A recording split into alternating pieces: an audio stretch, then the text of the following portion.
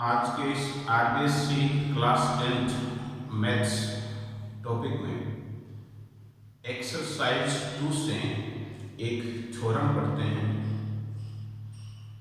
इस प्रकार के थ्योरम बोर्ड एग्जाम्स के लिए महत्वपूर्ण है। बहुत बार इस प्रकार के सवाल पूछे जाते हैं। तो देखिए, एक्सरसाइज 2 में ये जो थ्योरम दे रखी है, इसमें ये कह रहा है कि सिद्ध कीजिए √2 एक अपरिमेय संख्या है। Prove that √2 is irrational number. तो इसे सिद्ध करने के लिए सबसे पहले हमें क्या करना पड़ेगा? हमें ये मानना पड़ेगा कि √2 यानी √2 एक अपरिमेय संख्या न होकर के कौन सी संख्या है? परिमेय संख्या है। तो हम लिखेंगे माना √2 एक परिमेय संख्या है। हमें सिद्ध करना है अपरिमेय इर्रेशनल नंबर, और हम लिखेंगे इसके विपरीत कि ये एक परिमेय संख्या है। Let √2 is rational number. अब देखिए, यदि ये परिमेय संख्या है तो ये P/Q यानी P/Q के रूप में होगी या A/B के रूप में होगी। इस प्रकार से हम इसको लिख सकेंगे। तो अपन ने लिख दिया √2 इक्वल A/B। A और B यहां है क्या? A और B यहां सहभाज्य है, जिनमें एक के अलावा कोई उभयनिष्ठ गुणनखंड नहीं है।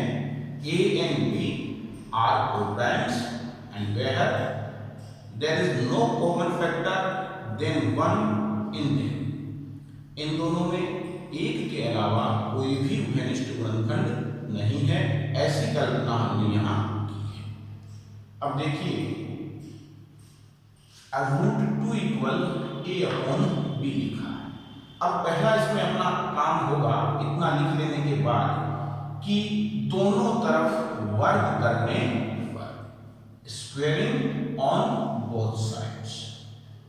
√2 की तरफ भी अपन ने स्क्वायर लगा दिया, इसका वर्ग कर दिया, और A/B का भी अपन ने वर्ग कर दिया। जब √2 का अपन ने वर्ग किया तो √2 का वर्ग हुआ 2, A का वर्ग A² और B का स्क्वायर B²। अगर 2 को इस B² से मल्टीप्लाई करते हैं तो सवाल इस प्रकार से आया 2B² इक्वल A²।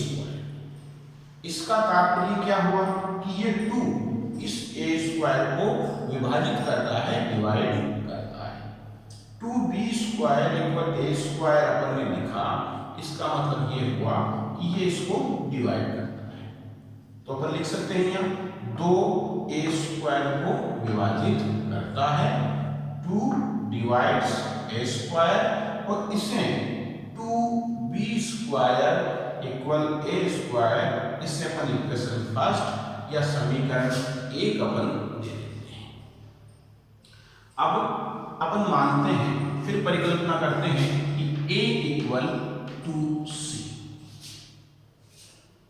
A के इक्वल अपन 2C मानते हैं, जहां C एक इंटीजर है और A की जो वैल्यू है अपन 2C के रूप में रख सकते हैं। तो इक्वेशन फर्स्ट अपन देखते हैं तो 2B² इक्वल A² है, 2B² इक्वल A² है। इस A की जगह अपन ने ये लिख दिया 2C। 2B², 2 का स्क्वायर 4, C का स्क्वायर C², ये 4 इस 2 से कैंसिल हो जाएगा और B² के इक्वल आ जाएगा 2C²।